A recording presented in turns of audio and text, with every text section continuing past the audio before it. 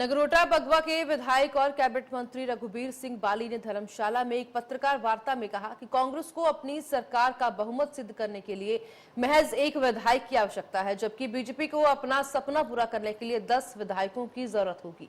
इस मौके पर आरएस बाली ने कांग्रेस सरकार के साथ मजबूती से खड़े 34 विधायकों की प्रशंसा करते हुए कहा कि 34 विधायक सरकार के साथ अटूट बनकर खड़े हुए हैं। आपको एमएलए ऐसा चाहिए होता है जिसके दरवाजे आपके लिए हमेशा खुले रहे। एमएलए ऐसा होना चाहिए जिसका गेट आपके लिए हमेशा खुला रहे। एमएलए ऐसा होना चाहिए जिसको रात दिन जाके आप पकड़ पाए, बात कर पाए। एमएलए ऐसा होना चाहिए जिसके साथ आपकी बातचीत हो पाए। एमएलए ऐसा होना चाहिए जिसके घर में आप उसके घर तक कभी भी पहुंच पाए और उससे मिल पाए। धर्मशाला की जनता जानती है कि कितना वो इनसे मिल पाए और कितना इनके साथ उनका संपर्क हो पाया। और मुझे लगता है कि जनता ये भी जानती है, मुझे तो कई बार मैं सोचता हूं कि यहाँ पे इनके पास कोई मिस्टर इंडिया वाली घड़ी है। दो तरह के मिस्टर इंडिया होते हैं। एक मिस्टर इंडिया वो होते हैं जो बड़े स्मार्ट जाके फैशन शो में जाते हैं और मिस्टर इंडिया बनते हैं, और दूसरे मिस्टर इंडिया वो होते हैं जो पिक्चर बनी थी अनिल कपूर जी की, एक घड़ी पहन लेते थे और घड़ी का बटन दबाते थे, गायब हो जाते थे। घड़ी का बटन दोबारा दबाते थे, प्रकट हो जाते थे।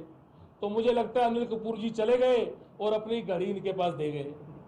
ये घड़ी का बटन दबाते हैं, जैसे ही सरकार बनती है और जैसे एमएलए बनते हैं बटन दब जाता है और बटन दबाते ही गायब। और उसके बाद लोग ढूंढते रहते हैं कि कहां से जाके इनको ढूंढ के लाए। और उसके बाद जब दोबारा से इलेक्शन आता है तो नई चीज लेके बटन दबाते हैं और दोबारा प्रकट हो जाते हैं। तो अब अनिल कपूर जी की घड़ी तो इनके पास है और मिस्टर इंडिया जो है वो घड़ी देके चले गए पिक्चर के बाद इनके पास। अब लोगों ने देखना है कि भाई आपको ऐसे इंसान को एमएलए बनाना है जो बटन दबाएं और गायब हो जाएं, जिनसे आप कभी संपर्क ना कर पाए, जिनके घर कभी आप पहुंच ना पाए, कि आपने ऐसे एमएलए को अपने बीच में लाना है जो आपके बीच में रहे। ये जो एमएलए अभी लड़ रहे हैं ये एक कार्यकर्ता रहे। देखिए, मैं किसी और की बात नहीं करूंगा, सबके सब मैं 1.5 महीना तकरीबन हो गया, मैं धर्मशाला पिछले एक महीने से ऊपर हो गया मैं धर्मशाला नहीं आया। मैं क्यों धर्मशाला नहीं आया उसके बारे में आपको बताता हूं, क्योंकि सारी जनता सुन रही होगी, पता होना बहुत जरूरी है। धर्मशाला में इसलिए नहीं आया क्योंकि बहुत से मेरे भाई और बहुत से बड़े भाई और छोटे भाइयों ने, बहुत सी बहनों ने, बहुत से लोगों ने आस रखी थी कि जब इलेक्शन होता है तो बहुत लोग सोचते हैं कि हम इलेक्शन लड़े, और सभी के साथ मेरा एक दिल का रिश्ता है। मैं इस पॉलिटिक्स में बिल्कुल भी घुसना नहीं चाहता था। मैं चाहता था कि जिसको भी